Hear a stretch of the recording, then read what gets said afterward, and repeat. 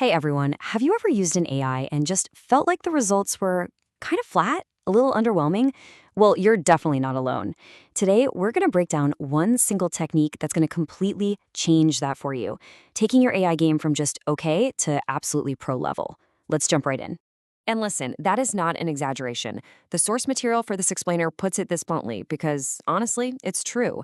Amateurs get a result from an AI and just take it. But professionals, they know that the first draft is almost never the final product. So, the only real question here is, are you ready to level up? Because we're about to walk through the exact method that the pros are using to get results that are seriously 10 times better.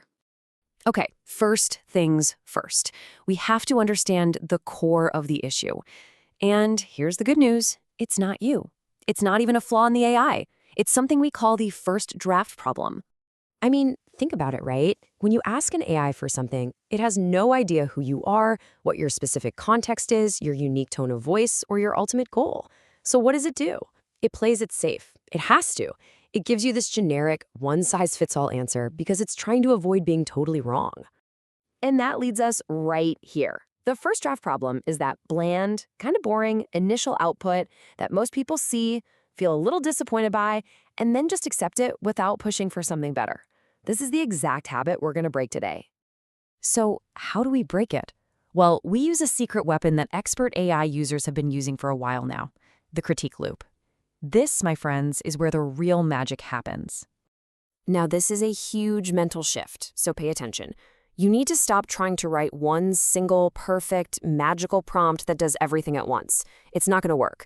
Instead, think of it like a conversation with two different people. First, you ask the AI to be the creator. Just get something on the page. Then, you ask it to switch hats and become the critic, and just tear that first draft apart.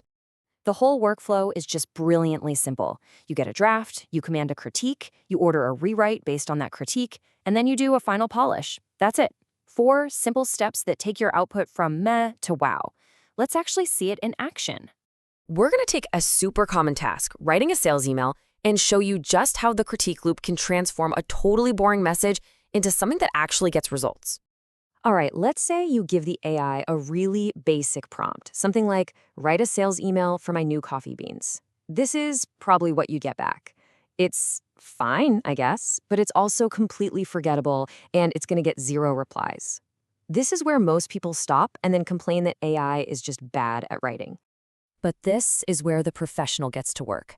Instead of just accepting that junk first draft, you hit the AI with this follow-up prompt. You give it a new job title, world-class copywriter. You give it specific things to look for. Is it catchy? Is the hook strong? Does it sell benefits? And my favorite part, you give it permission to be harsh.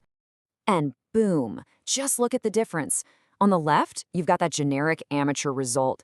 And on the right, after just one critique and rewrite loop, you get something that's emotional, personal, and way more effective. It stops talking about features like it tastes good and starts selling benefits like stop drinking burnt office coffee. The improvement is it's massive. Okay, now that you've seen it in action, let's explore 2 more pro-level moves that use this exact same logic, but for other common problems you probably face. First up, the tone polisher. Oh man, we've all been there. You've written an angry, frustrated message, and you know deep down you absolutely cannot send it like that. So you take your raw emotional draft, just like this one, and then you use the critique loop. You tell the AI something like, act as a professional HR mediator.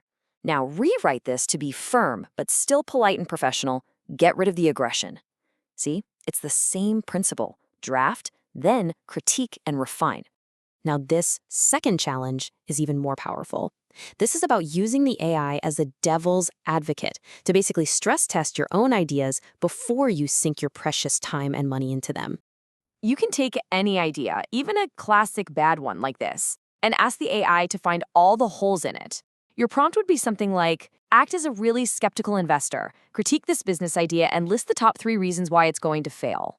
This forces you to see the weaknesses you might be totally blind to. So as we start to wrap this up, I want you to think about this as a fundamental shift in your relationship with AI. You're not just a user anymore. You're becoming something much, much more powerful.